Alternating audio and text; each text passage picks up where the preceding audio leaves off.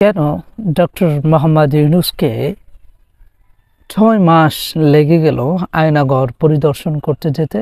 সেটা আমার প্রশ্ন। শুধুমাত্র এটা যে আমার প্রশ্ন তা নয়, গোটা বাংলাদেশের মানুষের একটা প্রশ্ন যে কেন এতটা লেট করলেন ডক্টর মোহাম্মদ ইউনূস তিনি আয়নাঘরে যেতে? তার তো আগেই সেখানে যাওয়া দরকার ছিল। যদি তিনি সেখানে আগে যেতেন, ফার্স্টলি যদি সেখানে আগে যেতেন, তাহলে আয়নাঘরের যে সঠিক যে চিত্র, যে ভয়াবহ চিত্র সেখানে বিরাজ করছিল, সেখানে যারা বন্দী যারা আছে তারা সেটাকে প্রতিনিয়ত কুকরে কুকরে খাচ্ছিল তাকিয়ে, যে আয়নাঘর যে যন্ত্রণা, সেটা তিনি যদি ফার্স্টলি সেখানে যেতেন তাহলে সেটা তিনি ফিল করতে পারতেন। কিন্তু উনি ৬ মাস পরে সেখানে গিয়েছেন এবং যাওয়ার পরে সেখানে প্রত্যেকটা একটা রুম ছাড়া সেখানে আর কিছুই দেখতে পারেননি।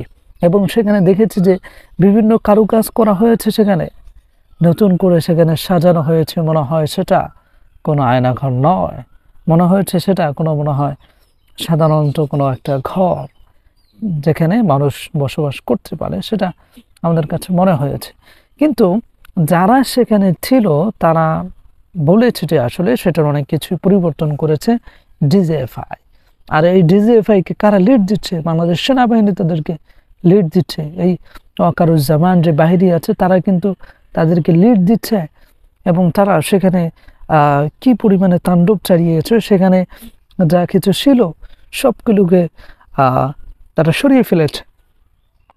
সেখানে কালো আয়না ছিল, সেই আয়নাকে পরিষ্কার করে সাদা বানিয়ে ফেলা হয়েছে। আরও কত কিছু সেখানে যে পরিবর্তন করেছে। এবং শেখ হাসিনার বিরুদ্ধে ব্যবহার করা যায় এমন কিছু নথিপত্র, এমন কিছু ডকুমেন্টস ছিল সেখানে, কিন্তু সেগুলোকে সরিয়ে ফেলেছে এই আসিফ গং, এই ওয়াকারুজ্জামানের কিছু বাহিনী আছে তারা।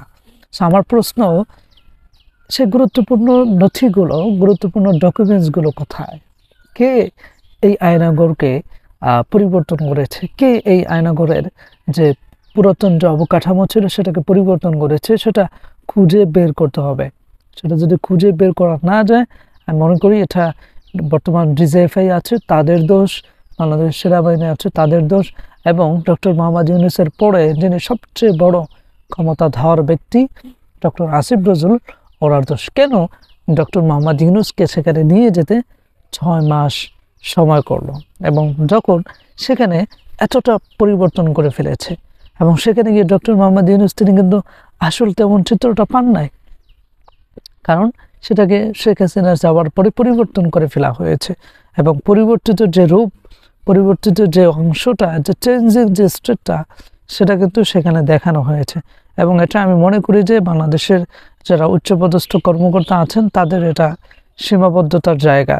কারণ যেটা অ্যাকচুয়ালি তাকে দেখানো দরকার ছিল গত প্রায় স্বাধীনতা হওয়ার পরে বা বাংলাদেশ গণ অভ্যুত্থানের পরে তাদেরকে দেখানো দরকার ছিল, কিন্তু সেটাকে তারা এটা লেট করে কেন দেখালাম? এবং এটার পেছনে একটা ষড়যন্ত্র কিন্তু ঠিকই লুকিয়ে আছে। সেটা হচ্ছে যে বাংলাদেশের মানুষের সামনে, আন্তর্জাতিক মিডিয়ার সামনে যাতে আয়নাঘর যেভাবে পরিচিত হওয়া দরকার সেভাবে যেন পরিচিত না হয়। এটা একটা স্ক্রিপ্ট প্ল্যান ছিল, এটা আপনাকে মানতে হবে। তাহলে এতটা লেট ডক্টর মোহাম্মদ ইউনূসকে তারা করাতেন না। এখন ডক্টর মোহাম্মদ ইউনূসকে একটা চিন্তা করতে হবে যে আসলে আমি যে গত ৬ মাসে যে আমি যে সেখানে ভিজিট করতে পারি নাই, তাড়াতাড়ি সেখানে যেতে পারি নাই, এর পিছনে আসলে কে দায়ী বা কে আমাকে বাধা দিয়েছিল সেটা আপনাকে খুঁজে বের করে ব্যবস্থা করতে হবে। আর এই ব্যক্তিকে যদি আপনি খুঁজে বের করতে পারেন যে আপনাকে আয়নাঘরে যেতে ৬ মাস সময় লাগিয়ে দিয়েছে, তাহলেই আপনি কিন্তু শেখ হাসিনার যে দোষর আছে যাদেরকে নির্মূল করার জন্য, যাদেরকে তাদের সঠিক প্রাপ্যটা বুঝিয়ে দেওয়ার জন্য আপনি আজকে অন্তর্বর্তীকালীন সরকার হিসেবে দায়িত্বে আছেন, আপনার অন্যতম গুরুত্বপূর্ণ কাজ হবে এটি যে কার আপনাকে আয়নাঘরে নিয়ে যেতে ৬ মাস সময় লাগিয়েছে। আমরা মনে করি সে শেখ হাসিনার দোষর।